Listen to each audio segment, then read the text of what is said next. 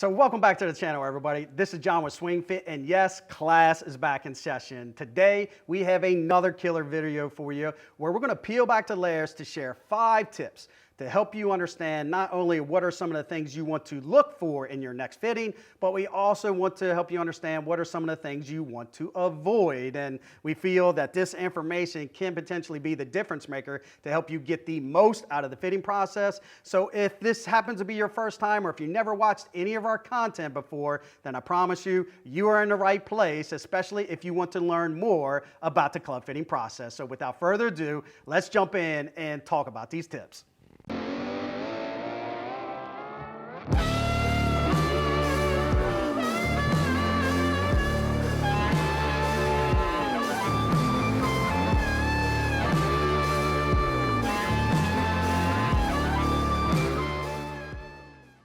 So before diving too deep into today's topic, I want to take a quick second to share an interesting stat with you. And that's, did you know of the 20 million golfers that's playing this beautiful sport worldwide, that only 10% of that population has gone through the fitting process? This only means that there's a pretty good chance that if you're watching this video that you haven't gone through the fitting process. And through this channel and content like today, we can help you be more informed, a little better prepared, and more equipped to actually stack the deck in your favor. So once again, consider hitting that subscribe button below and turn on that bell so that way you receive an alert anytime we drop our new content. So now let's roll up our sleeves to share some of those tips and characteristics and qualities of things you want to look for when you go through the fit process. And whether you're going through the fit for the first time or if you're an aspiring club fitter, I can assure you this is our secret formula. This is the playbook and script that we follow day in and day out, and if it can help us take our customers' game to another level, I'm sure it can do the same for you. So let's talk about tip number 1, which is painting the art of the possible. And I'm not talking about this guy right here, Mr. Bob Ross and his beautiful oil paintings. I'm talking about a good fit should help you understand within the first 10 to 15 minutes, not only what you're potentially leaving on the table, but also what we hope to achieve once the fit is concluded. And a good fitter wouldn't have any problems making these bold statements right out the gate, because he's going to be able to help you understand what he likes, what he doesn't like, and more importantly, what are some of those impact areas that we're going to need to focus on in order to turn that possibility into a reality. But some of the feedback we have received from our customers is that more than not, fitters don't take the time to help the customers understand what is going on. And I found it best if I can take the customers on a journey and let them know that these are our marching orders and these are your specific pain points. And if I can eliminate those and actually march us in that direction, then there's a pretty good chance that not only will we be able to live up to those statements, but we'll also be able to keep the train on the track. So if your fitter doesn't share this information with you in the first 10 to 15 minutes, then just kind of politely ask him, what do we hope to achieve once the fitting's done? And, help me understand what are those key areas of focus that we are going to be focusing on, and definitely you're going to be one step closer to having a great fit. Now, as the fit progresses, there is such a thing called a shot clock, and this brings us to tip number 2, and that's do not stay in a combination too long. And we do hear a lot of feedback from our customers that, hey John, I went through a fitting and I tried maybe 3 or 4 combinations, and the fitter had me hit like 15 to 20 shots with each combination, and that's a big no-no, guys. So, and the reason why we don't want to keep you in a combination too long is twofold. The first one is, with a threshold of about 70 to 85 swings in a session, we don't want you to get tuckered or tired out. So we want to make sure we're making a recommendation with good, clean, healthy swings, not tired swings. And the point number 2 would be is, if I give you enough swings, you will adapt to that club I put in your hands. And that's definitely something I don't want you to do, is that I don't want you to make any adaptations. I just want to see your natural raw swing. And generally speaking, a good fitter only needs to see 2 to 5 swings. And here's a little tip for you, is if it doesn't feel right, you know what, don't continue swinging it.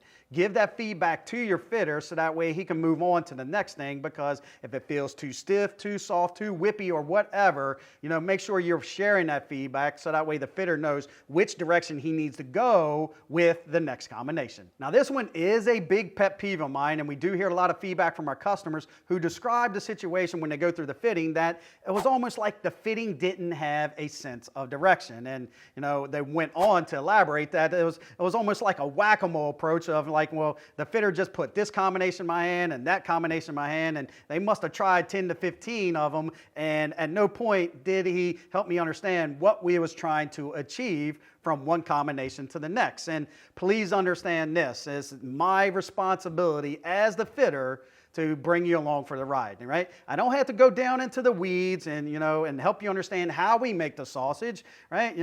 I'll leave those finer talking points as far as flex and weight of the club and balance points to the very end, because I don't want to either consciously or subconsciously, cause you to swing the club differently during the fitting. But I do at least want to help you understand that this combination didn't help me get spin up, so we're going to try this combination, or this combination, got spin way too far low, so this one should help us move it in a better direction. So if you find yourself in a situation where that fitter is going like, here, try this, and well, try this one, well, that didn't work, and keep interchanging those things with no explanation, just press pause and ask them to kind of help you understand what's the difference between this combination and the previous one, and more importantly, what are we trying to influence. Now, tip number 4 is a really cool one, and it's one that you don't hear a lot of mention about, and that is finding good bad shots. And there's no secret that the emphasis of the fitting is to help our customers hit the ball a little bit farther,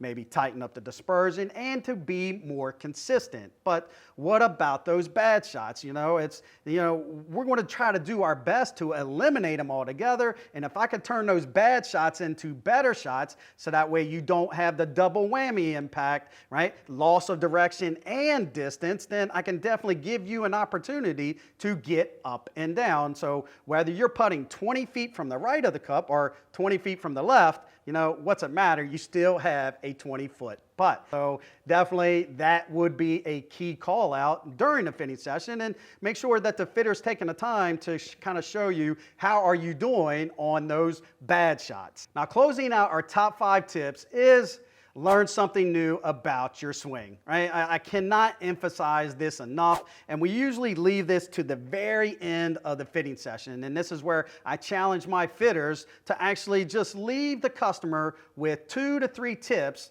to kind of help them take their technique to another level, right? And these are usually small refinements, right? Such as like maybe ball position, maybe stance, posture, maybe grip adjustments, right? These are just little tips that we found that could potentially have a profound impact on helping the customers get the most out of the gear we recommended. And if we already have you for that 90 minutes working on the gear, then why not take advantage of that opportunity, and especially if we see that you might be doing something a little different, and changing it up could potentially change the shot outcome.